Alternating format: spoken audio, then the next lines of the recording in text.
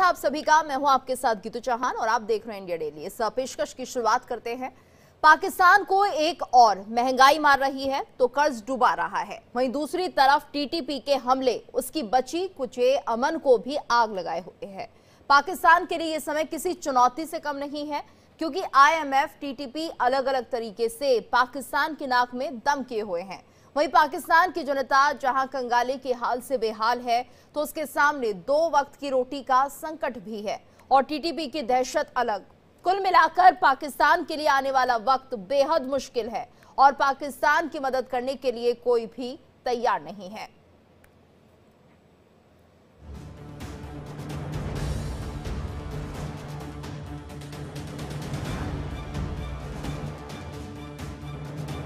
TTP से लफड़ा IMF ने रगड़ा। टीटीपी और आईएमएफ पाक पर डबल अटैक। टीटीपी का डर, आईएमएफ का कर्ज। टीटीपी आईएमएफ का प्रहार, पाकिस्तान फटे हाल। पाकिस्तान के लिए इस वक्त एक तरफ कुआं और दूसरी तरफ खाई है, यानी एक तरफ टीटीपी है तो दूसरी तरफ आईएमएफ की शर्तें हैं।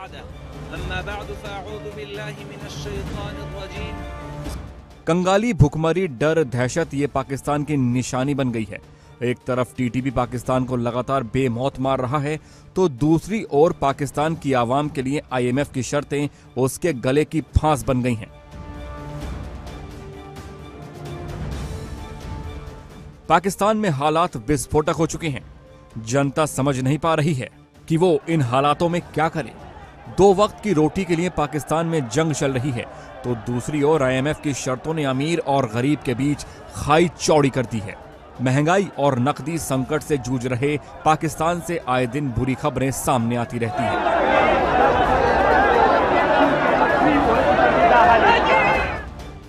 पाकिस्तान में पहले ही पेंशन में कटौती हो रखी है, वहीं आईएमएफ की शर्तों के सामने पाकिस्तान की सरकार ने पूरी तरह से अपने घुटने टेक दिए हैं। आलम यह है कि पाकिस्तान में शरीफ सरकार ने 1.5 लाख नौकरियों को भी खत्म कर दिया है। तो आईएमएफ ने यह अनुमान भी लगाया है कि इस साल पाकिस्तान की जीडीपी 3% के आसपास रहेगी। तहरीक तालिबान पाकिस्तान से आज भी ऑपरेट कर रहे हैं। एक तरफ आईएमएफ के कर्ज से पाकिस्तान बेहाल है तो दूसरी ओर टीटीपी, जिसने पाकिस्तान को हर रोज दहलाने की मानो कसम खा ली है। टीटीपी लगातार पाकिस्तान पर हमले कर रहा है तो उसके ये प्रहार पाकिस्तान को दहलाए हुए हैं। पाकिस्तान के सामने मुसीबतों का पहाड़ है। शहबाज सरकार के पास ना तो फंड है और ना इन मुसीबतों से लड़ने के लिए।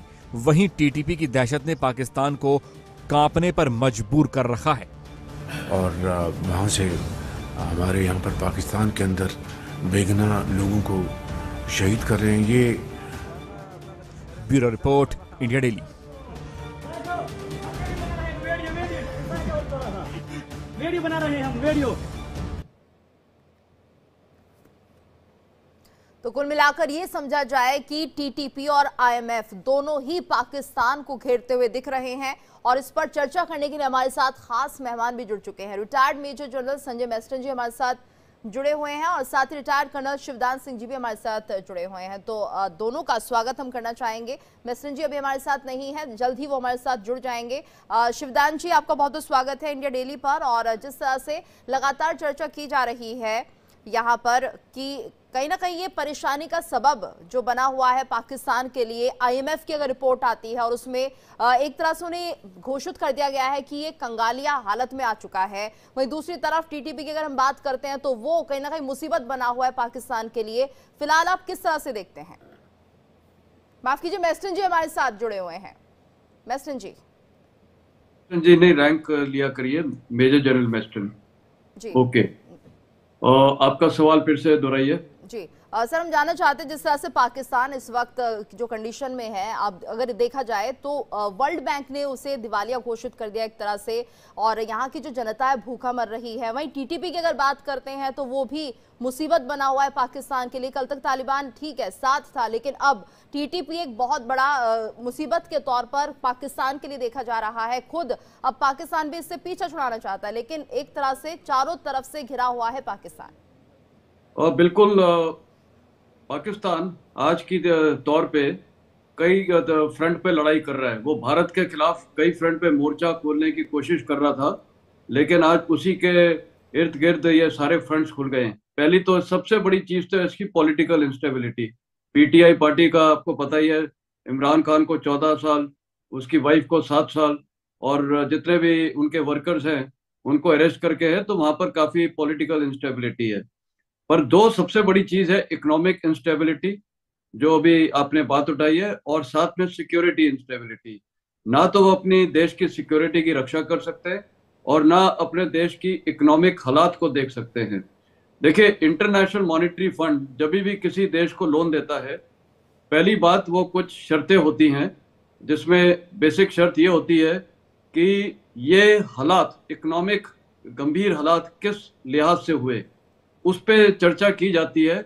और साफ जाहिर है कि उसकी इकोनॉमिक हालात कई कारण हैं, लेकिन उसमें एक सबसे बड़ा कारण तो यही है, जो सिक्योरिटी फ्रंट पे जो टीटीपी इन पे हमला कर रहे हैं, तो जो देश अपनी सिक्योरिटी को ही नहीं संभाल सकता है, तो ऑब्वियसली जब आईएमएफ लोन देंगे तो वो भी अपने शर्तें रखती है, क्योंकि ये देश को वापस लोन का रिपेमेंट करना पड़ता है। तो आज पाकिस्तान की ये स्थिति है कि वो इकोनॉमिक जो उसकी स्थिति है उससे वो निकल ही नहीं सकता है, और निकलने के लिए उसको लोन चाहिए। लोन लेने के लिए उसको अपनी सुरक्षा और ये जो सिक्योरिटी है उसको बढ़ाना पड़ेगा। वो उसकी काबिलियत है नहीं। वो सबसे उसने जो पंगे लिए थे हिंदुस्तान शुरू करके, फिर अफगान तालिबान, और फिर ये टीटीपी, और इधर अभी बलूचिस के साथ, पीओके के साथ, तो ये जब इतनी इंस्टेबिलिटी आ गई है तो वो देश अभी इकोनॉमिक फ्रंट में इतने बुरे हालात है कि आईएमएफ को भी अभी रियलाइज हो गया है कि इनको लोन देंगे तो ये तो हो सकता है से 1-2 साल के बाद ये देश ही नाम पाकिस्तान का देश हो ही ना, तो कौन ये लोन चुकाएगा। तो इसीलिए आईएमएफ ने बहुत कड़ी शर्तें रखी होंगी, और पाकिस्तान वो शर्तें पूरी करने में मेरे को लगता है असंभव है। तो पाकिस्तान के ओवरऑल आपको अगर सम अप किया जाए तो बुरे हाल है। सिक्योरिटी फ्रंट पे टीटीपी, अफगान तालिबान वो तकरीबन एक ही हो चुके हैं, वो इनको टारगेट कर रहे हैं। इनके इंटरनली रिबेलियन हो रहे, बलूचिस्तान में हो रहे, खैबर पख्तूनवा में हो रहे, पीओके में हो रहे, और साथ ही आप देखिए ये इकोनॉमिक हालात तो खराब हैं। वहाँ लोगों को जब खाने पहने को नहीं मिलेगा, बेसिक 2 रोटी नहीं मिलेगी, तो वो क्या करेंगे? सड़कों पे आएंगे, प्रोटेस्ट करेंगे। तो ये हालात पाकिस्तान के बहुत खराब होते जा रहे हैं, और इसीलिए आईएमएफ ने इनको लोन देने से जो शर्तें हैं पाकिस्तान नहीं मान सकता, तो इसलिए आईएमएफ ने आज की स्थिति में इनकार कर दिया। इनका सिर्फ एक ही दोस्त है, ऑल वेदर फ्रेंड है, वो चाइना। चाइना भी कब तक मदद करेगा?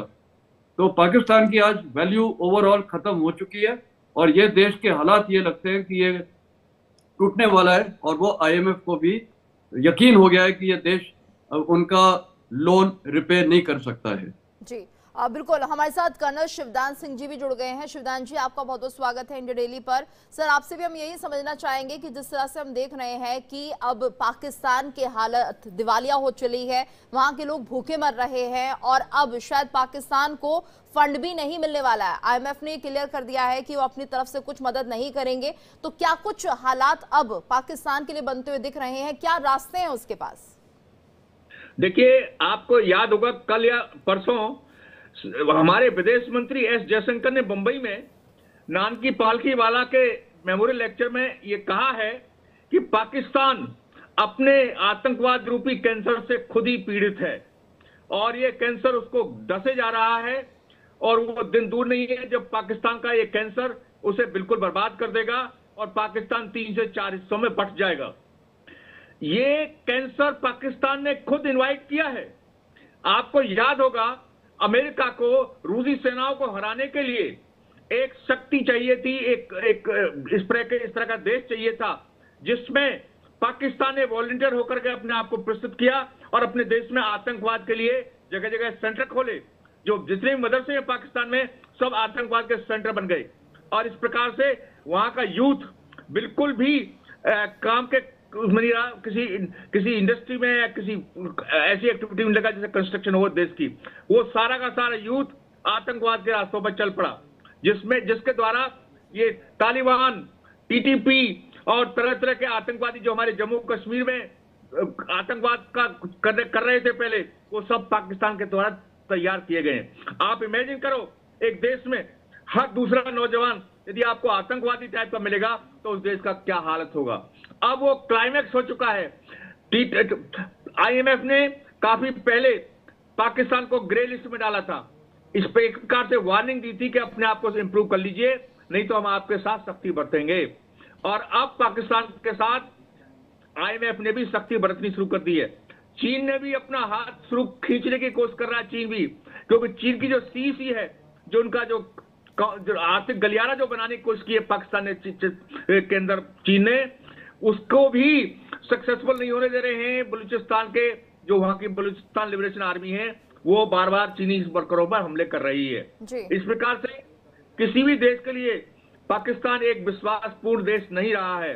इसके कारण ही आज पाकिस्तान की यह हालत है और अपने आंतरिक पॉलिटिकल इंस्टेबिलिटी ज्यादा बढ़ गई है कि एक प्रकार से पाकिस्तान के अंदर इमरान खान एक अपोजिशन पार्टी थी, उसके लिए उसको भी इन्होंने टोटली बर्बाद करने की स्कीम बना ली है, जिसके द्वारा इमरान खान को 14 वर्ष का कारावास दिया है, उसकी पत्नी को 7 वर्ष का कारावास दिया, उसके वर्करों को तरह तरह से प्रताड़ित किया जा रहा है। इस प्रकार से ना वहां पर हेल्दी प्रजातंत्र है और ना किसी प्रकार का वहां पर इंडस्ट्रियल बेस है जिससे कि वहां पर कोई विकास हो सके।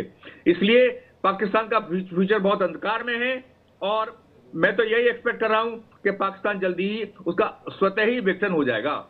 जी बिल्कुल। और महसिन सर, अगर हम बात करते हैं तहरीक-ए-तालिबान पाकिस्तान की, तो उसके साथ भी रिश्ते बेहतर नहीं रह गए हैं। वो कितना बड़ा खतरा है पाकिस्तान के लिए? वो तो सबसे बड़ा खतरा है ही, क्योंकि पाकिस्तान ने ये सारी जो आतंकवाद पाला था, अफगान तालिबान, और जब ये सोवियत यूनियन वहाँ इन्वेट किया था, तब आप देखिए तकरीबन कितने साल वहाँ पर जनरल जियाउल हक ने ये सारे टेररिस्ट और ये मदरसे खोले थे। और बेसिक उसके बाद जब सोवियत यूनियन पुल आउट हो गया था तो 1978 में, उसके बाद 1989 में, उसके बाद ये सारे फोर्सेस कहाँ डाइवर्ट कर दिए गए थे, कश्मीर में कर दिए गए थे। तो ये इनकी बड़ी अच्छी स्ट्रेटेजी थी उस समय। और पाकिस्तान की देखिए बहुत वैल्यू थी उस समय। वैल्यू किसके नजर में थी? अमेरिका के नजर में। पहली बात तो जब वहां से रूसी सेना को हटाना था तो पाकिस्तान की टेरिटरी का इस्तेमाल किया गया, जिहादी वहां ट्रेन किए गए। उसके बाद जब अमेरिका वहां खुद आया, जब 9/11 के बाद, और जब मैं अफगानिस्तान में खुद था, मेरे को याद है कि वहां पर सबसे बड़ी वैल्यू पाकिस्तान की इसलिए थी क्योंकि यूनाइटेड स्टेट्स की जो इंटरनेशनल सिक्योरिटी असिस्टेंट फोर्स थी 52 देश की, उसकी सारी लॉजिस्टिक लाइंस खैबर पास से और चमन पास से जाती थी, मतलब पाकिस्तान से अफगानिस्तान के अंदर। तो लॉजिस्टिक्स के सारा निर्भर वो पाकिस्तान के ऊपर था। लेकिन आज पाकिस्तान का अभी जीरो कीमत हो गई है वेस्ट और अमेरिका के हाथों में। रूस तो कभी इनके साथ अलाइन होएगा नहीं, क्योंकि इसी रूस को चोट उन्होंने पहुंचाई थी। और जो सोवियत यूनियन टूटा था, सबसे बड़ा कारण तो मेरे ख्याल पाकिस्तान ने जो अमेरिका की मदद की थी अपनी टेरिटरी और या जिहादी से, तो वो भी नहीं आएगा। आज की तारीख में इनका सिर्फ एक ही दोस्त है, वो है चाइना। चाइना को भी इनकी इंपॉर्टेंस इसलिए है क्योंकि उसका सीपेक कॉरिडोर वहां से जाता है, इसीलिए चाइना को वहां वो है। और दूसरा, चाइना पाकिस्तान को इंडिया के काउंटर बैलेंस भी यूज करता है। लेकिन अब सबसे बड़ी थ्रेट जो पाकिस्तान के लिए है वो है टीटीपी, और अफगान तालिबान भी शामिल हो गई है, क्योंकि यही अफगान तालिबान को पाकिस्तान ने खड़ा किया था। यही अफगान तालिबान को आज पता चल गया कि पाकिस्तान किस प्रकार दोनों तरफ ड्यूरेंट लाइन के जितने पश्तून हैं उनको डिवाइड कर रहा था। और आज इनमें वो जागरण आ गया पश्तूनों में, वो भी एकजुट होकर खड़े गए। और टीटीपी में भी ज्यादातर सारे पश्तून ही है, जितने ये इस तरफ पाकिस्तान के बॉर्डर के वो जो पाकिस्तान खैबर पख्तूनवा के इलाके में है और जो अर्शपाइट फाटा होता था, तो ये सब मिलके, और इसीलिए ये डरे हुए थे ये पीटीआई से, क्योंकि देखिए पीटीआई भी प्रेडोमिनेंटली आपको पता है खैबर पख्तूनवा में तो वहाँ जो प्रोविंशियल इलेक्शन हुए थे उनकी गवर्नमेंट थी, और उसके बाद इमरान खान तो प्राइम मिनिस्टर भी बन गए थे। तो पीटीआई जो बेसिक वर्कर्स हैं वो पश्तून थे, तो उसका भी एक होल्ड आ रहा था। तो इन लोग ने सोचा कि ये जितने पश्तून हैं इनको खत्म करो पॉलिटिकली, तो इनको इस प्रकार करो और इनको मिलिट्री ऑपरेशंस करो ये टीटीपी और अफगान तालिबान के खिलाफ। लेकिन इनको ये नहीं पता है इन्हीं टीटीपी की और अफगान तालिबान की ट्रेनिंग पाकिस्तान आर्मी और आईएसआई ने की थी। तो जब उनकी जड़ें अब इनको पता है, इनकी सेंटर ऑफ ग्रेविटी पता है, इनके ट्रेनर्स पता है, तो उनको बहुत आसान है क्योंकि जिसने ट्रेन किया उसी को वापस ठोकना बहुत आसान है, क्योंकि उनको उनका सब कुछ पता है, इसीलिए वो इनको आराम से ठोक रहे हैं। तो टीटीपी, अफगान तालिबान आज इनके लिए सबसे बड़ा थ्रेट है। उधर बलूचिस्तान लिबरेशन आर्मी तो है ही, पीओके में अभी आपको पता है प्रोटेस्ट हो रहे हैं।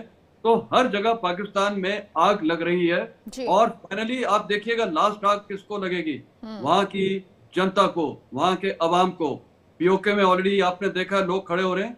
पूरे देश में अभी जब लोग का जागरण होगा, सिर्फ पाकिस्तान पंजाब को छोड़ के, क्योंकि वो तो नर्व सेंटर है, एपी सेंटर है जहां से सारी एक्टिविटीज होती है टेररिज्म की। सिंध में आप देखिए अभी ये मुहाजिर हैं जो, इनका भी एक मेरे ख्याल कल ही सियालकोट में एक मजार को इन्होंने बर्बाद कर दिया है। तो इनका जो पूरा एक ये मूवमेंट चला था धर्म के नाम पे, मजहब के नाम पे, वो आज इन्हीं को काट रहा है और ये अभी करते रहेंगे। और टीटीपी इनके लिए आज की तारीख में सबसे बड़ा थ्रेट है, कोई शक नहीं है। और मैं बोलूंगा ये आज भारत के हित में है। कई लोग बोलते हैं कि पाकिस्तान में इंस्टेबिलिटी आएगी, आने दो इंस्टेबिलिटी, भारत को कोई कुछ नहीं कर सकता है। पाकिस्तान को खत्म होना जरूरी है और उसके बाद भारत अपने तरीके से एक इंस्टेबल देश को भी डील कर सकता है। जब वो देश ही नहीं रहेगा, क्योंकि खैबर पख्तूनवा और बलूचिस्तान ये अफगानिस्तान के साथ मिल जाएंगे, पीओके हमारे पास आ जाएगा, सिंध अपना शायद इंडिपेंडेंट हो जाएगा, बचा क्या पाकिस्तान पंजाब, उसको तो भारतीय सेना को टैकल करना बहुत आसान होगा। जी बिल्कुल बिल्कुल। शिवदान जी, सर आपसे भी ये समझना चाहेंगे कि आईएमएफ कुछ शर्तें रख रहा है पाकिस्तान के सामने, लेकिन पहले इतना कर्ज हो चुका है, तो क्या पाकिस्तान उस कर्ज को लौटाने पे सक्षम है?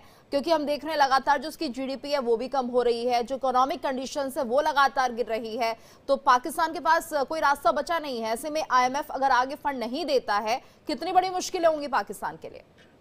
देखिए, ऑलरेडी पाकिस्तान की जो आवाम है वो आटे के लिए तरस रही है। आटे के लिए वहां पर ऐसी लंबी लंबी लाइन लगती हैं और इस प्रकार से जो बेसिक एसेंशियल्स हैं पाकिस्तान में, पाकिस्तान के आवाम को ना वह बिजली मिल रही है प्रॉपरली, बिकॉज उनके पास इस तरह का इनको पावर स्टेशन को चलाने के लिए फंड नहीं है। तो इसलिए वहां का जो एक सामान्य नागरिक है वो पूरी तरह से बर्बाद स्थिति महसूस कर रहा है। बताइए, जिसको खाना नहीं मिलेगा खाने के लिए, जिसको इलेक्ट्रिसिटी नहीं मिलेगी, पानी नहीं मिलेगा, तो उसकी क्या हालत होगी। एक प्रकार से पाकिस्तान की जनता खुद पाकिस्तान की सरकारों के खिलाफ विद्रोह पर उतारू होगी, क्योंकि जो जनता का जो मनोबल है वो एसेंशियल सर्विसेज को अवेलेबल होने पर ही ठीक होता है। मगर ये काफी दिन से पाकिस्तान की जनता पिछले काफी समय से बेरोजगारी, खाने की समस्या, सुरक्षा, क्योंकि सुरक्षा भी ओवर आम आदमी की सुरक्षा नहीं है, क्योंकि आतंकवादी जब आतंकवाद की घटनाओं पर नहीं लगते हैं तो ये उसके बाद अपने आसपास टेरर एस्टेब्लिश करते हैं। तो इस प्रकार से पाकिस्तान की आवाम को बहुत ज्यादा असुरक्षा की भावना है, खाने पीने की दिक्कत है, एसेंशियल सर्विसेज नहीं मिल रही हैं और बेरोजगारी बहुत ज्यादा है। इसलिए पाकिस्तान इस वक्त एक विश्व का सबसे पिछड़ा हुआ देश कहा जा सकता है और इसकी एक ही परिणति होगी कि ये इसके टुकड़े टुकड़े होंगे। और बलूचिस्तान तो ऑलरेडी तैयार हो रखा है अलग होने के लिए, और सिंध भी बिल्कुल, सिंध को सबसे बड़ी दिक्कत है पाकिस्तान में, पंजाबी जो हैं वो अपने आप को पूरे पाकिस्तान का बॉस समझते हैं। इन पंजाबी मेंटलिटी के कारण ही बांग्लादेश का निर्माण हुआ, क्योंकि शेख मुजीबुर रहमान को प्रधानमंत्री बनने के बाद, प्रधानमंत्री का पूरा बहुमत मिलने के बाद भी उन्हें प्रधानमंत्री नहीं बनाया गया, क्योंकि उस वक्त पाकिस्तान एक किसी पंजाबी को प्रधानमंत्री बनाना चाहते थे। इसलिए वहां का केवल पंजाब प्रांत ही पाकिस्तान का नाम कहाएगा, बाकी सारे के सारे लोग इनसे अलग हो जाएंगे। तो ये स्थिति पाकिस्तान की है और टोटल पाकिस्तान अस्थिर हो चुका है। बिल्कुल। और महसिन सर, अब ये भी देखिए कि जिस तरह से पाकिस्तान का कोई विजन नहीं है, आर्मी इस देश को चला रही है, लोगों की समस्याएं कौन सुनेगा? क्या आर्मी के सहारे ये देश आगे बढ़ पाएगा? हम तो देख रहे हैं लगातार खत्म होने के कगार पर पहुंच चुका है। क्या अभी भी पाकिस्तान समझेगा? कुछ बदलाव हो सकते हैं कि पॉलिटिकली कम से कम देश को आगे बढ़ाया जाए? पाकिस्तान की बैकवर्ड गिनती, पीछे की गिनती शुरू हो चुकी है और पाकिस्तान की सेना में भी आप देखिएगा आपस में इनके विभाजन होना शुरू हो जाएंगे, क्योंकि मैं भी जब वहां पर था मेरे को काफी इनपुट्स आते थे, इनके भी काफी इंटरनल डिफरेंसेस हैं, उसमें कोई डाउट नहीं है। और पाकिस्तान सेना की कई जो लोग हैं जो वहां पर बलूचिस्तान में तो नौकरी करने के लिए वहां जाना ही नहीं चाहते हैं, ये हालात है। उनको खूब पैसे दिए जाते हैं तो भी नहीं जाते हैं। तो एक वो जो डर का माहौल है। और देखिए टेररिज्म पाकिस्तान आर्मी कर रही है। पाकिस्तान आर्मी का स्टेट इंस्ट्रूमेंट और जो उनका एक पॉलिसी रही है वो टेररिज्म है, और आज वो खुद अभी वहां अपने लोगों के खिलाफ टेररिज्म कर रही है, चाहे वो ये क्या नाम है पश्तून हो या बलूचीज हो या पीओके में हो, सबके साथ ये टेररिज्म इन्होंने बचा के रखा है। और मैं आपको बताना चाहूंगा कि पाकिस्तान वो सेना है जो वहां पर खैबर पख्तूनख्वा में ऐसे ऐसे उन्होंने कांड किए हैं कि वहां से हेलीकॉप्टर स्ट्रेफिंग की है, एयरफोर्स के फाइटर एयरक्राफ्ट के साथ वहां पाउंड किया है, आर्टिलरी यूज की है। आप कभी कल्पना कर सकते हैं कि टेररिस्ट के खिलाफ ये सारी वो जो जिनको वो टेररिस्ट समझते हैं अपने ही लोगों को, उनके खिलाफ ये सब कुछ proper conventional military weapons use करते हैं। तो कहने का मतलब है उनको अपने लोगों की चिंता नहीं है। पाकिस्तान आर्मी को सिर्फ अपने सीनियर कर्नल्स से लेकर जनरल तक की चिंता है। वहां जो जवान है उनके वो भी, इसलिए मैं बोल रहा हूँ वहां पर ये हालात होंगे कि पाकिस्तान आर्मी में खुद टूट होगी, क्योंकि वो जो सीनियर ऑफिसर्स हैं उनके पास जमीन मिलती है, सब कुछ मिलती है। आप जितने भी पाकिस्तान आर्मी जनरल्स देखिए, चीफ्स देखिए, रिटायरमेंट के बाद वो सब बाहर देश में चले जाते हैं। हिंदुस्तान में तो ये देखने को नहीं मिलता है। तो क्योंकि वो अपने जवानों से डरते हैं, अपनी जनता से डरते हैं, पैसा कमा के इलीगल वो जो वेल्थ उन्होंने बना रखी है, पाकिस्तान आर्मी के जवान भी अपने अफसरों को पसंद नहीं करते हैं। भारतीय सेना में हम लोग मिलजुल के रहते हैं, जवान और अफसर। तो पाकिस्तान आर्मी का तो मैं, आप कारगिल में ही देखिए, कारगिल में इन्होंने सिर्फ जवान भेज दिए। पहले तो उन्होंने उनको क्लेम ही नहीं किया, बोला कि वो तो टेररिस्ट है, बाद में उनकी डेड बॉडीज उठाने तक नहीं आए। तो क्या ये फौज है? ये फौज का भट्टा वहां के सीनियर ऑफिसर्स ने किया हुआ है, और वो सारी पॉलिटिकल पोजीशंस लेते हैं, सारे एम्बेसडरशिप पोजीशंस लेते हैं, ये गवर्नमेंट में डिपार्टमेंट से घुसते हैं। तो उनका इतना होल्ड है, देश की उनको चिंता नहीं है, उनको सिर्फ चिंता है अपनी। ये प्रॉब्लम है, वो अपनी आर्मी को या देश को सर्व नहीं करते हैं, वो देश का इस्तेमाल कर रहे हैं और लोगों को गुमराह करके कश्मीर का मुद्दा बार बार करके और मजहब का मुद्दा लेके लोगों को गुमराह किया। आज पाकिस्तान में लाहौर में चले जाइए, सबसे गंदे पाप तो वहां होते हैं, सब कुछ होता है। मतलब इतने बड़े रेड लाइट एरियाज हैं, अगर इनमें इतनी वो मजहब के प्रति थी तो वहां दारू नहीं होनी चाहिए। मैं यूनाइटेड नेशंस के 2 मिशन में था, मोजम्बिक और रवांडा में। पाकिस्तानी वहां पर ये ऑफिसर्स हैं, दारू मांगते थे हमसे, दारू पीते थे। तो कहने का मतलब है एक तौर पे ये मजहब की बात करते हैं, लेकिन एक्चुअली वो मजहब का नाम लेके लोगों को एक्सप्लॉइट कर रहे हैं, फायदा वो खुद उठा रहे हैं। तो पाकिस्तान सेना, देखिए कोई भी सेना चलती है उनके ऑफिसर द्वारा चलती है, खासकर कर्नल और अबव। अगर वही जब उनकी लीडरशिप खराब है तो वो कंट्रोल नहीं कर सकती, और इसलिए उनके बुरे हाल हैं। और पाकिस्तान सेना के अंदर भी आप देखिएगा कभी विभाजन आने की अभी टाइम आ गया, क्योंकि जवान भी कब तक ये टॉलरेट करेंगे कि उनको एक्सप्लॉइट किया जा रहा है, वो मर रहे हैं और ये खुद इनकी लीडरशिप वजह कर रही है। तो ये टीटीपी को कंट्रोल नहीं कर सकते, जो आपने सवाल पूछा था पाकिस्तान की सेना। बिल्कुल शिवदान सर, और ये बहुत बड़ी बात है कि जिस तरह से मेसन सर भी ये बता रहे हैं कि जो खुद के जवान हैं वो भी अब कहीं ना कहीं जो हायर ऑफिशियल्स हैं आर्मी के, मिलिट्री के, उनको लेकर अब विद्रोह की स्थिति पैदा हो सकती है। ये भी संभावनाएं दिख रही हैं, क्योंकि वो भी समझ रहे हैं कि आखिर उनके साथ क्या किया जा रहा है। देखिए, जवान, आज का जवान एजुकेटेड है, उसको वेल इन्फॉर्म्ड है, और सबसे जो डेकोरम होता है हमारे ऑफिसर्स का, जो पूरे वर्ल्ड में सिखाया जाता है कि हम इस प्रकार का अपना व्यक्तित्व जवानों के सामने शो करें कि हम बिल्कुल उनके साथ हैं और हम ईमानदार हैं, और लीडरशिप क्वालिटीज कुछ फौज में बोली जाती है जिनके कारण जवान हमारी स्वयं इज्जत करते हैं। हम खाली रैंक के जरिए जवानों से जितने मांगते हैं, जवान हमारी क्वालिटीज को देख करके हमें हमारी इज्जत करते हैं। मगर पाकिस्तान के अंदर वहां के ऑफिसर्स उन ऑफिसर लाइक क्वालिटीज को कब फॉलो ही नहीं करते हैं। वो आप बताइए, एक पाकिस्तान के आर्मी के ऑफिसर को भर्ती होते ही कुछ दिन के बाद उसे एक मकान अलॉट कर दिया जाता है सिविल में, और तरह तरह के उसको बेनिफिट्स राइट फ्रॉम बिगिनिंग मिलने शुरू हो जाते हैं। वो एक प्रकार से अनक्राउंड किंग की तरह रहता है, और वहां का जो जवान है उसकी वही कंडीशन है जो वहां की जनता की है। तो इस प्रकार की इकोनॉमिक डिफरेंसेस से, ट्रीटमेंट से वहां के जो जवान हैं वो वाकई उनके ऑफिसर्स के थ्रू विद्रोह करेंगे। और इसी कारण उनके कभी भी किसी लड़ाई में पाकिस्तान को विक्ट्री नहीं मिली है। आपने देखा होगा भारत पाकिस्तान के 4 युद्ध हुए आपस में, मगर किसी भी युद्ध में उनको किसी जगह विजय नहीं प्राप्त हुई है, कहीं पर भी। तो उसका कारण क्या है? उसके जवान जो है अपनी पूरी समर्पण के साथ युद्ध में हिस्सा नहीं लेते हैं।